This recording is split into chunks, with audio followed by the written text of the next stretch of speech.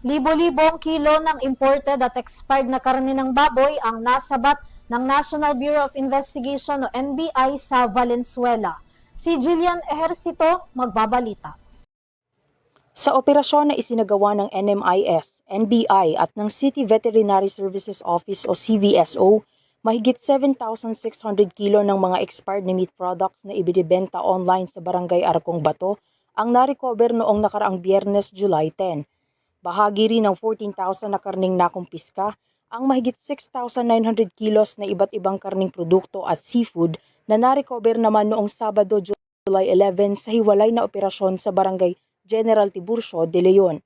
Matapos ang masusing inspeksyon, napag-alamang ang mga produktong nakalap ay hindi ligtas kainin kaya't isinailalim sa disposal ng Bureau of Animal Industry.